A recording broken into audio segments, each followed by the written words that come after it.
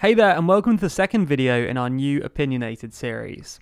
In this series, we go through controversial topics, present both sides of the debate, and then discuss what our audience thinks. We asked over 16,000 people what they thought, and their views have shaped this whole series. As a thank you, all respondents who supplied their email address should have received an email containing promo codes for both of our merch stores. If you want to join those people and grab TLDR merch, whether that be t-shirts, hoodies, jumpers, mugs, phone cases, stickers or pin badges, you can do so in our merch store. Check out both stores by clicking the links in the description. When it comes to the legalization of marijuana, there are basically three different positions.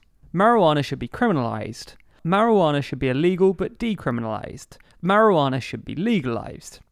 At the moment in the UK, marijuana is a Class B drug, which makes possession of weed a criminal offence. That means that if you're even caught in possession of cannabis, you could face criminal penalties, like a criminal record or even jail time. There's a maximum sentence of 5 years for possession and 14 for distribution. Since 2018, medical marijuana has been available on prescription, although prescriptions are rare thanks to strict regulation.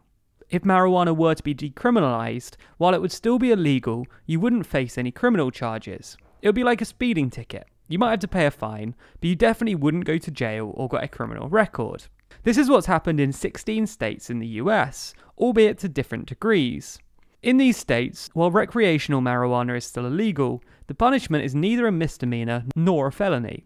Instead, it's just a fine or a slap on the wrist. Recreational marijuana is actually legal in 10 states, but it's slightly more complicated due to the relationship between the federal and state law in the US.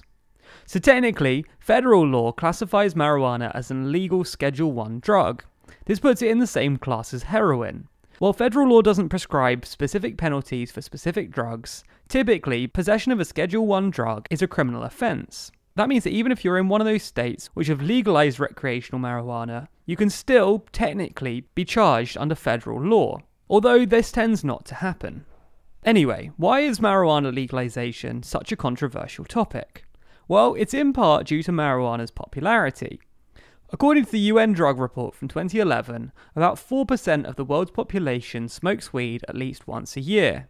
The same study found that about 14% of Americans, so about 45 million people, and 8% of Brits, so about 5.5 million people, use cannabis at least once annually.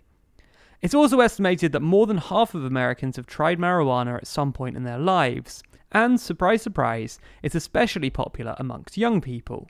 About 35 to 40% of 18-year-olds in the US smoke marijuana at least once annually.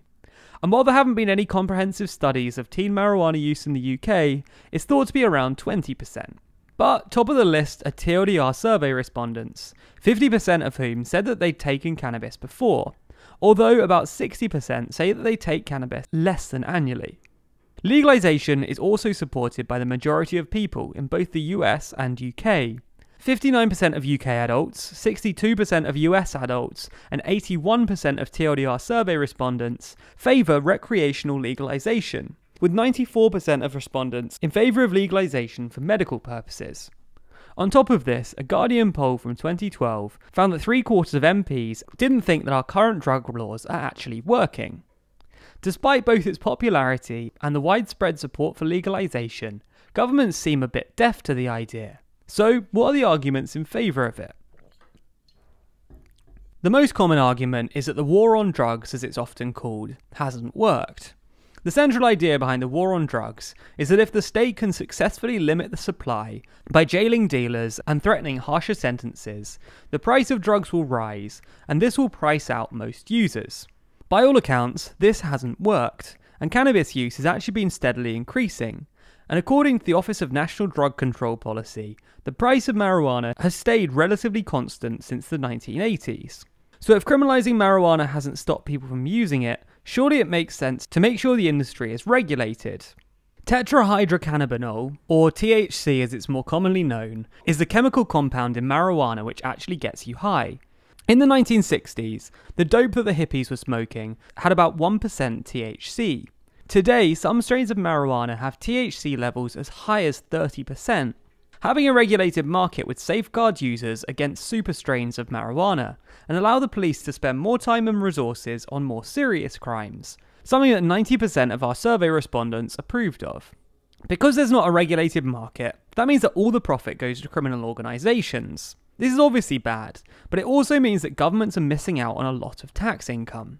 The US government could rake in $17.6 billion in tax revenue if it legalised marijuana throughout the states. And according to Deloitte, Canada will receive about $3.5 billion in tax revenues from legal marijuana sales over the next year.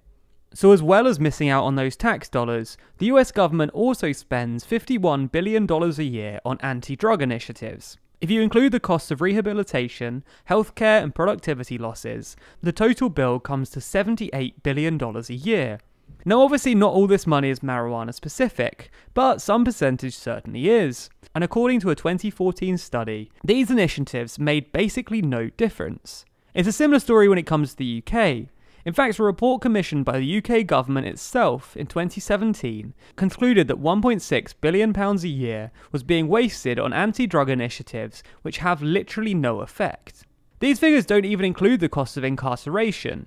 It costs the American taxpayer $30,000 per inmate per year, so it's no small amount of money, with the estimates for weed-related incarceration ranging from about $1 billion a year to $4.5 billion per year.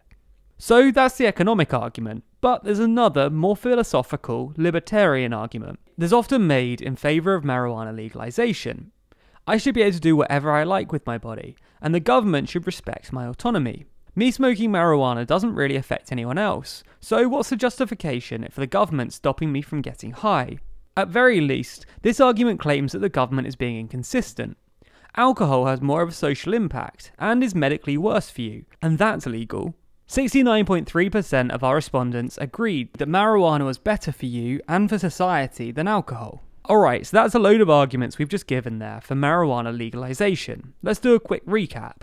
It's popular with the electorate, the war on drugs doesn't work and wastes a load of money, illegal sales fund other criminal activities, legalisation would allow regulations to keep people safe and free up police time, the autonomy argument, I should be allowed to do whatever I want with my own body, and the fact that alcohol is worse, but it's legal. Those are the arguments for legalisation. But what are the arguments for keeping it criminalised? Perhaps the most common argument is that it's harmful, especially for younger people. While adult users don't tend to suffer any long-lasting effects, adolescent marijuana users are 7 times more likely to attempt suicide, 60% more likely to drop out of high school, and 37% more likely to suffer depression in later life. It's not just harmful for the user either. There's been some evidence to suggest that marijuana use causes violent behaviour and even binge drinking, especially in adolescence. Marijuana impairs your ability to drive, meaning that driving under the influence of marijuana can double your chances of being involved in a fatal accident. This slightly undermines the earlier libertarian argument: if using marijuana affects others, then surely the government should be allowed to legislate on it. Anyway, if this is all true and marijuana is indeed harmful, it follows that everything should be done to stop people from using it. The argument goes that legalisation would lead to increased usage, and to be fair, when states have legalised marijuana in the US, usage has gone up. In fact, even when only medical marijuana has been legalised, recreational usage still also goes up. Singapore has the lowest rate of cannabis usage in the world, with a mere 0.004% of the population using. This is in part due to the terrifyingly harsh sentences. Trafficking is punishable by death, and possession alone can incur a 15-year sentence, a $20,000 fine, and caning. However, the deterrence argument should be taken with a pinch of salt.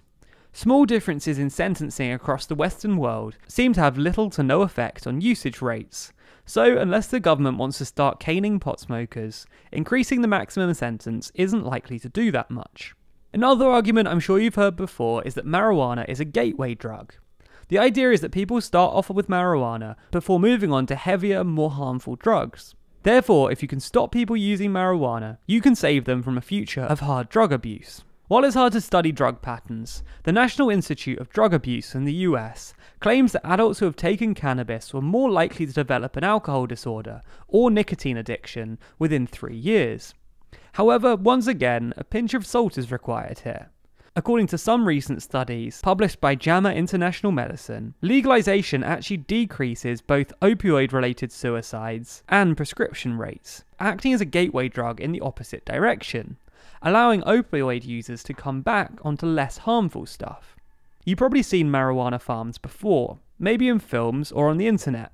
For those high-level criminals watching a TLDR video in your spare time, you might even own one. They've got those weird UV lights everywhere to mimic the natural habitat of the marijuana plant, and they need to be consistently heated. This makes marijuana farming insanely energy intensive. In fact, in 2012, 1% of all of the US's electricity was used for legal marijuana farms. This was nearly 8 years ago, and since then, at least 8 more states have legalized marijuana, and it's become way more popular. Legalization would bring about more farms, which would all need loads of electricity. Given that about 60% of US electricity is produced by fossil fuels, it's not going to be good for the environment. Obviously, we're not saying that just because something uses a lot of electricity it should be illegal, but it's an interesting argument nonetheless. Alright, those are the arguments against legalization. As a quick recap, we've gone through basically 4 separate arguments. Weed is harmful, legalization increases usage, the fact that it could be a gateway drug, and that it uses lots of electricity. To wrap up, we made 8 common arguments pro and anti-weed, and asked the people who filled out our survey which they agreed with. The responses in descending order of popularity were: weed helps with medical issues. Legalizing weed frees up police time. Legalizing weed would decrease gang violence. Weed is safer than alcohol. Weed damages your brain. Legalizing weed would damage the fabric of society. Weed makes people more violent. Legalizing weed would increase gang violence. What do you think though? Do you agree with these arguments? Comment below to let us know. Be sure to subscribe to the channel to be kept up to date with the latest episodes of Opinionated. Also, by hitting the bell icon, you make sure that you get notified every time we release a video. And if you want more from us, you can find us across social networks simply by searching for TLDR News.